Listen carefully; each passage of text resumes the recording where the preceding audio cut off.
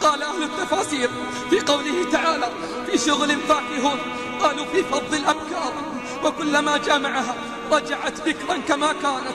سأل رجل النبي صلى الله عليه وسلم أنصل إلى نسائنا في الجنة؟ فقال إن الرجل لا يصل في اليوم إلى 100 عذراء، وعدد الأزواج بحسب تفاوت الدرجات في الجنات. ولا تتعجب من ذلك، لا تتعجب من ذلك، فإن الرجل يؤتى في الجنة قوة 100 رجل. فهل قدمت مهرها؟ فهل قدمت مهرها؟ وهل دفعت ثمنها؟ قال مالك بن دينار كان لي أحزاب أقرأها كل ليلة، فنمت ذات ليلة فإذا أنا في المنام بجارية ذات حسن وجمال وبيدها رقعة، فقالت أتحسن أن تقرأ؟ قلت نعم، فدفعت إلي الرقعة فإذا فيها مكتوب هذه الأبيات: لهاك النوم عن طلب الأماني وعن تلك الأوانس في الجنان، تعيش مخلدا لا موت فيها وتلهو في الخيام مع الحسان.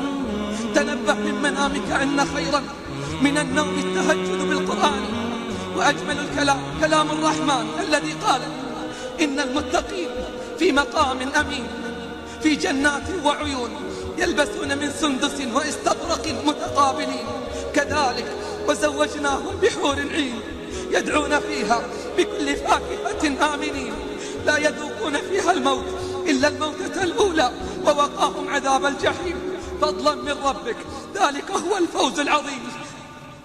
فإنما يسرناه بلسانك لعلهم يتذكرون، فإنما يسرناه بلسانك لعلهم يتذكرون، فارتقب إنهم مرتقبون. ستسمعون غناء الحور وستسمعون كلامها الذي يسبي العقول بنغمة زادت على الأوتار والألحان. يقولن نحن الخالدات فلا نبيت، ونحن الناعمات فلا نبأس، ونحن الراضيات فلا نسخط، طوبى لمن كان لنا وكنا له. تقول عائشة رضي الله عنها حبيبة الحبيب الذي طهرها الله وزكاها وأظهر براءتها من فوق 7 سماوات: ألا لعنة الله على من يمس في عرضها أو يطعن في شرفها. تقول رضي الله عنها وأرضاها إن الحور العين إذا قلنا هذه المقالة، اسمعي بارك الله فيك، إن الحور العين إذا قلنا هذه المقالة أجبنهن المؤمنات من نساء الدنيا: نحن المصليات وما صليتن، ونحن الصائمات وما صمتن، ونحن المتوضئات وما توضأتن، ونحن المتصدقات وما تصدقتن. قالت عائشة فغلبنهن، أي نساء الدنيا المؤمنات غلبنا الحور العين، فأنت أكرم عند الله من الحور العين، وأنت أجمل منهن، ولولا حياء المرأة لوصف الله ما أعد لهن في الجنان. فشمري يا أمة الرحمن، فشمري يا أمة الرحمن، فإن الله قال ولهن مثل الذي عليهن. إليك أيها المستبشر، إليك أيها المشتاق، أخبارا من أخبار من سبقونا إلى الجنان. ألم تسمع أيها المشتاق؟ ألم تسمع نداء الله وينادينا للحاق بهم؟ يا أيها الذين آمنوا اتقوا الله، اتقوا الله وكونوا مع الصادقين، اتقوا الله وكونوا مع الصادقين. ولما نزل قوله تعالى إن الله لا يحب كل مختال فخور، أغلق ثابت بن قيس خطيب الأنصار وخطيب رسول الله صلى الله عليه وسلم، أغلق بابه وداره وجلس يبكي، وقال مكثه على هذه الحال حتى بلغ رسول الله صلى الله عليه وسلم أمره فدعاه، فجاء ثابت وقال يا رسول الله إني أحب الثوب الجميل والنعل الجميل، وقد خشيت أن أكون من المختالين، وقد خشيت أن أكون من المختالين حين قال الله إن الله لا يحب كل مختال فخور. فقال الشافع المشفع صلى الله عليه وسلم وهو يضحك إنك لست منهم، بل تعيش بخير وتموت بخير وتدخل الجنة. إنك لست من المختالين، بل تعيش بخير وتموت بخير وتدخل الجنة.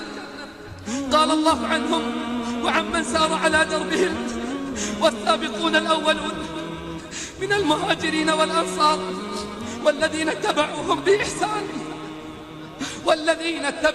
بإحسان رضي الله عنهم ورضوا عنه وأعد لهم جنات تجري تحتها الأنهار خالدين فيها أبدا، ذلك الفوز العظيم. وإليك أنت أيضا أيتها المستبشرة المشتاقة، إليك من أخبار من سبقوك إلى الجنان من الصادقات. عن أبي هريرة رضي الله عنه قال أتى جبريل عليه السلام إلى النبي صلى الله عليه وسلم فقال يا رسول الله هذه خديجة قد أتت ومعها إناء فيه إدام أو طعام أو شراب، فإذا هي أتتك فأقرع عليها من ربها ومني السلام، وبشرها ببيت في الجنة من قصب لا صخب فيه ولا نصب. أقرئها من ربها السلام. ذلك فضل الله، ذلك فضل الله، ذلك فضل الله يؤتيه من يشاء، والله ذو الفضل العظيم.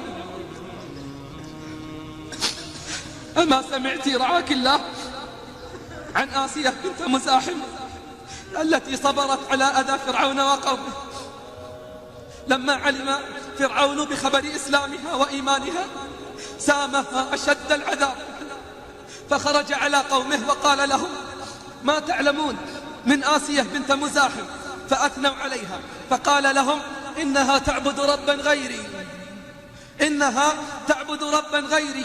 فقالوا اقتلها، فسمر يديها ورجليها وألقى بها في الشمس ووضع الرحى على ظهرها.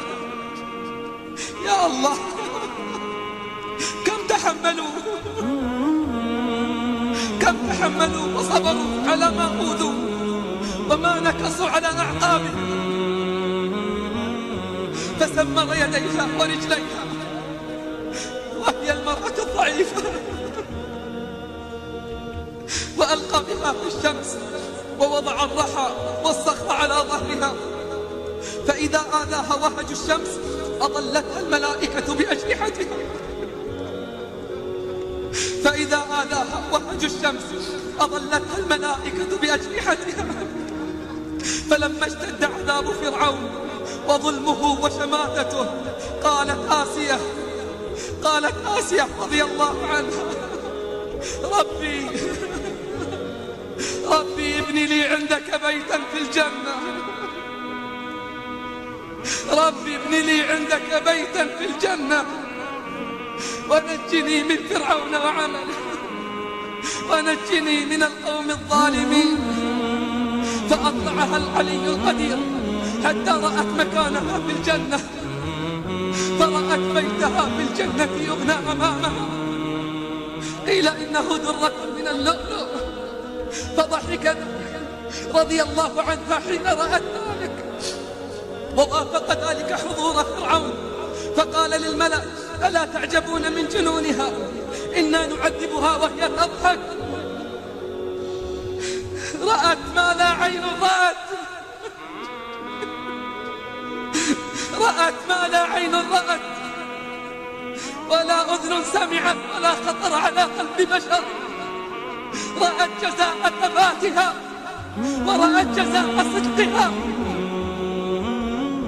فعجل الله لها بشراها في دنياها، فقبض الله روحها ونجاها من القوم الظالمين ورفعها إلى الجنة، فهي بجوار رب العالمين. أليست هي التي طلبت الجوار قبل الدار؟ عجبا لمن يعلم أن الجنة موجودة تزخرف وتفتح أبوابها ثم لا يشتاق إليها ويسعى لها. قال صلى الله عليه وسلم: من خاف أدلج، ومن أدلج بلغ المنزل. ألا إن سلعة الله غالية، ألا إن سلعة الله الجنة، إنها الجنة التي لا يسأل بوجه الله العظيم غيرها، إنها الجنة التي لا يسأل بوجه الله العظيم غيرها لكرامتها على الله، إنها الجنة التي اشتاق إليها الصالحون وقدم مهرها الصادقون. فاسألوا عنها جعفر الطيار وعمير بن الحمام وحرام بن ملحان، اسألوا أنس بن النضر وعامر بن أبي فهيرة، واسألوا عمرو بن الجموح وعبد الله بن أبي رواحة، اسألوا خطاب عنها وأبا الوليد. إنها الجنة دار كرامة الرحمن، فهل من مشمر لها؟ إنها الجنة فاعمل لها بقدر مقامك فيها، إنها الجنة فاعمل لها بقدر شوقك إليها، إنها الجنة دار الموقنين بوعد الله، المتهجدين في ظلام الليل والصائمين في الهواجر. والله الذي لا إله إلا هو ما حليت الجنة ولا زينت لأمة من الأمم مثل ما حليت وزينت لأمة محمد صلى الله عليه وسلم. ومع هذا لا نرى لها عاشقا ولم نسمع لها طالبا. فيا أيها المشتاق ويا أيتها المشتاقة، اسمعوا قوله صلى الله عليه وسلم: إذا جاء رمضان فتحت أبواب الجنة وغلقت أبواب جهنم وسلسلة الشياطين. نعم، ستفتح حقيقة لا خيال، وسيناديك المنادي: يا باغي الخير أقبل ويا باغي الشر أقصر. فأين المشمرات وأين المشمرون؟ ولمن الجنة تكون؟ قال الله: تلك الجنة التي نورث من عبادنا من كان تقيا. فإذا أردت أن تكون من أهلها وسكانها فإليك صفاتكم علك تفوز بها. وسارعوا إلى مغفرة من ربكم وجنة عرضها السماوات والأرض أعدت للمتقين الذين ينفقون في السراء والضراء والكاظمين الغيظ والعافين عن الناس والله يحب المحسنين، والله يحب المحسنين. والذين إذا فعلوا فاحشة أو ظلموا أنفسهم ذكروا الله فاستغفروا لذنوبهم ومن يغفر الذنوب إلا الله ولم يصروا على ما فعلوا وهم يعلمون. نعم يذنبون لكنهم لا يصرون على الذنب ويتوبون ويستغفرون. أولئك جزاؤهم مغفرة من ربهم وجنات تجري من تحتها الأنهار خالدين فيها ونعم أجر العاملين. مر إعرابي على النبي صلى الله عليه وسلم وهو يقرأ: إن الله اشترى من المؤمنين أنفسهم وأموالهم بأن لهم الجنة. فقال الإعرابي: كلام من هذا؟ كلام من هذا؟ فقال النبي صلى الله عليه وسلم: هذا كلام الرحمن، هذا كلام الرحمن. فقال الإعرابي: بيع والله مربح لا نقيله ولا نستقيله. فخرج إلى الغزو في سبيل الله واستشهد فربح البيع والله. إنه كلام الرحمن، فاستبشروا ببيعكم الذي بايعتم به، وذلك هو الفوز العظيم. إذا أردت أن تكون من أهلها فكن من الخائفين، كن من الخائفين من العذاب الراجين الثواب. قال الله: ولمن خاف مقام ربه جنتان. قال صلى الله عليه وسلم: جنتان من فضة آنيتهما وما فيهما، وجنتان من ذهب آنيتهما وما فيهما. وما بين القوم وبين أن ينظروا إلى ربهم عز وجل إلا رداء الكبرياء على وجهه في جنة عدن. وما بين القوم وبين أن ينظروا إلى ربهم عز وجل إلا رداء الكبرياء على وجهه في جنة عدن. قال سبحانه: فأما من طغى وآثر الحياة الدنيا فإن الجحيم هي المأوى، وأما من خاف مقام ربه ونهى النفس عن الهوى فإن الجنة هي المأوى. وأما من خاف مقام ربه ونهى النفس عن الهوى فإن الجنة هي المأوى. فأين هي جنة المأوى؟ عند سدرة المنتهى، عندها جنة المأوى. إذ يغشى السدرة ما يغشى، ما زاغ البصر وما طغى، لقد رأى من آيات ربه الكبرى. وأنت أيضا أيتها المشتاقة المستبشرة، إذا أردت أن تكوني من أهل الجنان فاسمعي بعضا من صفات نسائها. قال صلى الله عليه وسلم: ألا أخبركم بنسائكم من أهل الجنة؟ الودود الولود العؤود، التي إذا ظلمت قالت لزوجها: هذه يدي في يدك، لا أذوق غمضا ولا أنام حتى ترضى. وقال أيضا مبشرا الصادقات القانتات المطيعات: إن المرأة إذا صلت خمسها وصامت شهرها وحصنت فرجها وأطاعت زوجها دخلت من أي أبواب الجنة شاءت. فماذا تريدين؟ فماذا تريدين؟ بل اسمعي هذا الخبر العجيب من الرسول الحبيب. قالت عائشة رضي الله عنها: جاءتني امرأة معها جاريتان أو ابنتان تسألاني حاجة، فلم أجد عندي غير تمرة واحدة فأعطيتها إياها، وبدل أن تأكلها قسمتها بين ابنتيها ثم قامت وخرجت. فدخل النبي صلى الله عليه وسلم فأخبرته عائشة بخبرها مع ابنتيها وأخبرته بفعلها، فقال: إن الله قد تعجب من فعلها، وإن الله أوجب لها بها الجنة. إن الله أوجب لها بها الجنة وأعتقها بها من النار بتمرة. يا حليم يا غفار أمة الله، إن أردت أن تكوني من أهل الجنان فاسألي خديجة، واسألي فاطمة، واسألي أم عمارة والغميصاء، واسألي النساء في العراق وفلسطين، واسألي نساء الشيشان، واسألي الصادقات المؤمنات، وسيري على طريقهن يا رعاك الله. اعلموا أيها المشتاقون، اعلموا أيها المستبشرون، أن منازل الجنة إنما تكون على قدر الاجتهاد ها هنا في الدنيا. إن منازل الجنة إنما تكون على قدر الاجتهاد ها هنا في الدنيا. فوا عجبا من مضيع لحظة فيها، فتسبيحة واحدة تغرس لك بها شجرة أكلها دائما وظلها. في الصحيحين أنه صلى الله عليه وسلم قال: إن أهل الجنة ليتراءون أهل الغرف من فوقهم كما يتراءون الكوكب الدري الغابر.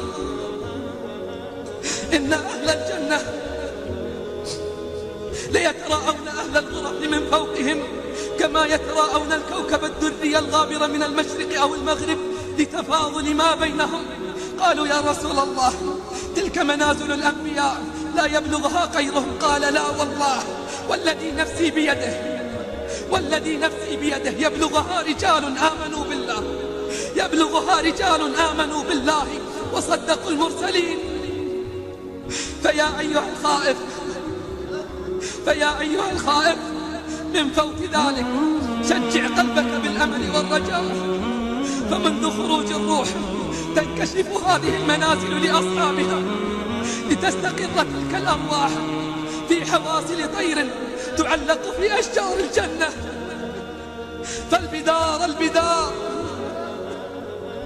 فالبدار البدار قبل أن تصفر شمس العمر وقبل أن يحين الغروب.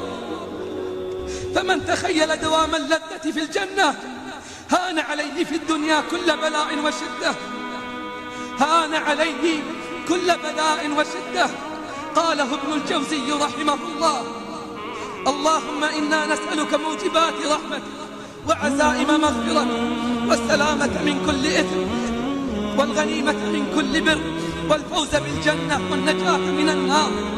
لا تدع لنا ذنبا إلا غفرته ولا هما إلا فرجته ولا دينا إلا قضيته ولا حاجة من حوائج الدنيا والآخرة هي لك رضا إلا قضيتها يا أرحم الراحمين.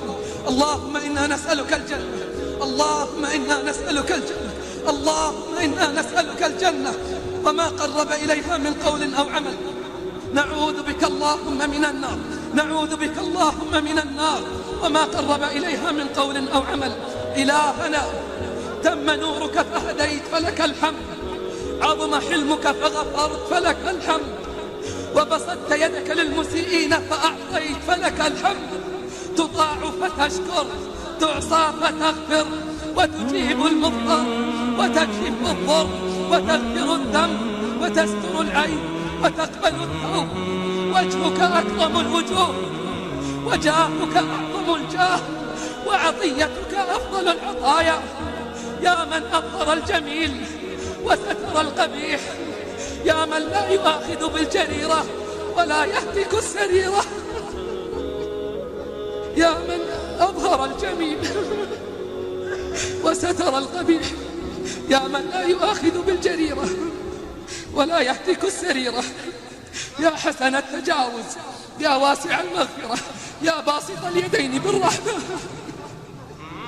يا باسط اليدين بالرحمة، يا كريم الصفح، يا عظيم المن، يا مبتدئا بالنعم قبل استحقاقها، يا من له وجب الكمال بذاته فالكل غاية فوزهم لقياه. أنت الذي لما تعالى جده قصرت خطى الألباب دون سناه، أنت الذي امتلأ الوجود بحمده لما اغتدى ملآن من نعماه. إنك ترى مكاننا وتسمع كلامنا وتعلم سرنا ونجوانا. نسألك بأسمائك الحسنى وصفاتك العليا أن تجعلنا ووالدينا وأهلينا وذرياتنا ممن سبقت لهم منك الحسنى، أن تجعلنا ووالدينا وأهلينا وذرياتنا والمسلمين ممن سبقت لهم منك الحسنى، وأن ترزقنا الأعلى في الجنة من غير محنة ولا فتنة يا أرحم الراحمين. يا من خيرك إلينا نازل وشرنا إليك صاعد، يا من تتحبب إلينا بالنعم وأنت غني عنا ونبتعد عنك بالمعاصي ونحن فقراء إليك، فقراء إليك، فقراء إليك. أنت أحق من ذكر وأحق من عبد وأعظم من ابتغي وأرأف من ملك وأجود من سئل وأوسع من أعطى. أنت الله، أنت الله، أنت الملك لا شريك لك والفرد لا ند لك. كل شيء هالك إلا وجهك، لن تطاع إلا بإذنك ولن تعصى إلا بعلمك. لا راد لفضلك ولا معقب لحكمك. أسرع الحاسبين وأحكم الحاكمين وقيوم السماوات والأراضي. نسألك بنور وجهك الذي أشرقت له السماوات والأرض وبكل حق هو لك أن تجيرنا من النار بقدرتك، أن تجيرنا من النار بقدرتك، وأن تدخلنا الجنة برحمتك، وأن تدخلنا الجنة برحمتك، وأن تدخلنا الجنة برحمتك يا عزيز يا غفار يا ذا الجلال والإكرام. اللهم انصر من نصر الدين واخذل اخذل من خذل عبادك الموحدين. اللهم انصر المجاهدين في سبيلك الذين يقاتلون من أجل إعلاء كلمة دينك. انصر من نصرهم، اخذل من خذلهم، قوي عزائمهم، اربط على قلوبهم، أفرغ عليهم صبرا، ثبت الأقدام. اللهم فك أسرانا، اللهم فك أسرانا، اللهم فك أسرانا، فقد تتابع عليهم رمضان.